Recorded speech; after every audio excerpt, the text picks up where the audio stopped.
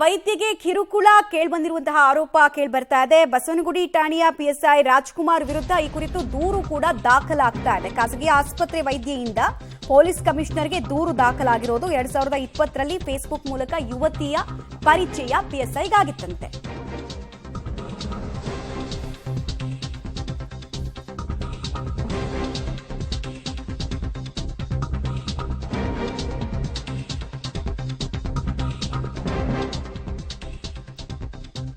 ಬಸವನಗುಡಿ ಠಾಣೆಯ ಪಿಎಸ್ಐ ರಾಜ್ಕುಮಾರ್ ವಿರುದ್ಧ ಇಂಥದ್ದೊಂದು ಗಂಭೀರ ಆರೋಪ ಹಾಗೂ ದೂರು ದಾಖಲಾಗ್ತಾ ಇರೋದು.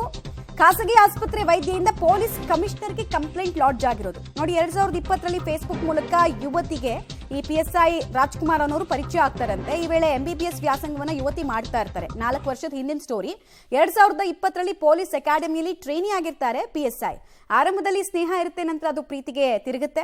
ವೈದ್ಯೆಯಿಂದ ಹಂತ ಹಂತವಾಗಿ 1,71,000 ಹಣವನ್ನ ಪಿಎಸ್ಐ ಪಡೆದಿದ್ದಾನೆ ಅನ್ನೋದು ಆಕೆಯ ಮಾತು ಹಾಗೂ ಆರೋಪ. ನಗ್ನ ಫೋಟೋ ಕಳಿಸುವಂತೆ ಕಿರುಕುಳ ಕೊಡ್ತಾ ಇದ್ದಾರೆ ಅಂತ ಈಗ ಆಕೆ ಸ್ಟೇಷನ್ ಮೆಟ್ಟಿಲು ಹತ್ತಿದ್ದಾರೆ. ಡೈರೆಕ್ಟ್ ಕಮಿಷನರ್ಗೆ ದೂರನ್ನು ಕೊಟ್ಟಿದ್ದಾರೆ.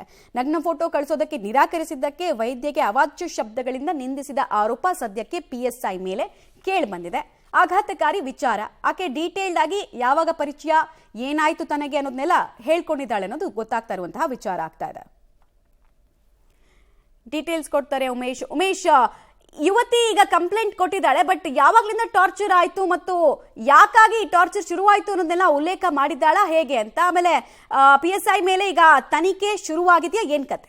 ಮಮತಾ 2020ರಲ್ಲಿ ಅಂದರೆ ಬಸವನಗುಡಿಯ PSI ಆಗಿದ್ದಂಥ ರಾಜ್ಕುಮಾರ್ ಜೋಡಟ್ಟಿ ಮತ್ತು ಯುವತಿ ಏನಿದ್ರು ಆಕೆ MBBS ಓದ್ತಾ ಇದ್ಲು. ಆ ಸಂದರ್ಭದಲ್ಲಿ ಇಬ್ಬರಿಗೂ ಕೂಡ ಪರಿಚಯ ಆಗಿರುತ್ತೆ. ಪರಿಚಯ ಆದ ನಂತರದಲ್ಲಿ ಇಬ್ಬರು ಕೂಡ ಪರಸ್ಪರ ಪ್ರೀತಿ ಮಾಡಿ ಮದುವೆ ಆಗೋ ಮಟ್ಟಕ್ಕೂ ಕೂಡ ಯೋಚನೆ ಮಾಡಿರ್ತಾರೆ. ಈ ಸಂದರ್ಭದಲ್ಲಿ ರಾಜ್ಕುಮಾರ್ ಜೋಡಟ್ಟಿ ಏನಿದೆ ಸಬ್ ಇನ್ಸ್ಪೆಕ್ಟರ್, ಅವರಿಗೆ ಯುವತಿ ಕಡೆಯಿಂದ ಸುಮಾರು 1,70,000 ಅಮೌಂಟ್ ಈಸ್ಕೊಂಡಿರ್ತಾರೆ. ಅದನ್ನು ವಾಪಸ್ ಕೊಡು ಅಂತ ಕೇಳಿದಂಥ ವೇಳೆಯಲ್ಲಿ ಅವಾಚ್ಯ ಪದಗಳಿಂದ ನಿಂದನೆ ಮಾಡುವಂಥದ್ದು, ಅದರ ಜೊತೆಗೆ ಯುವತಿ ಮೇಲೆ ಕೂಡ ಅನುಮಾನ ವ್ಯಕ್ತಪಡಿಸುವಂಥದ್ದು, ಆಕೆ ಕಾಲ್ ಡೀಟೇಲ್ಸ್ ಆಗಿರ್ಬೋದು, ಆಕೆ ಮೆಸೇಜ್ ಲೀಸ್ಟ್ ಆಗಿರ್ಬೋದು, ಎಲ್ಲವನ್ನೂ ಕೂಡ ಈತ ಪಡ್ಕೊಳ್ಳುವಂಥ ಕೆಲಸ ಮಾಡಿ ನಂತರದಲ್ಲಿ ಆಕೆಗೆ ಕಿರುಕುಳ ಶುರು ಮಾಡಿದ್ದಾನೆ. ಅದ್ರ ಜೊತೆಗೆ ಯುವತಿ ಕೂಡ ಒಂದು ಗಂಭೀರ ಆರೋಪ ಮಾಡಿದ್ದಾಳೆ. ಅಂದರೆ ಆತ ರಾತ್ರಿ ಹೊತ್ತು ಬೆತ್ತಲೆ ಫೋಟೋ ಕಳಿಸುವಂತೆ ಒತ್ತಾಯ ಮಾಡ್ತಿದ್ದ. ಯಾವಾಗ ಕಳಿಸಿಲ್ಲ ಅನ್ನೋದು ರಿಜೆಕ್ಟ್ ಮಾಡ್ತಾಳೆ. ರಿಜೆಕ್ಟ್ ಮಾಡಿದಂಥ ವೇಳೆಯಲ್ಲಿ ಆಕೆಗೆ ಬೇರೆ ವ್ಯಕ್ತಿಯ ಜೊತೆಗೆ ಅನೈತಿಕ ಸಂಬಂಧ ಇದೆ ಅನ್ನೋ ಆರೋಪ ಕೂಡ ಮಾಡಿ ಈಗ ಆತನಿಗೆ ಅವಾಚ್ಯ ಪದಗಳಿಂದ ನಿಂದನೆ ಮಾಡುವಂಥದ್ದು, ಕಿರುಕುಳ ಕೊಡುವಂಥದ್ದು.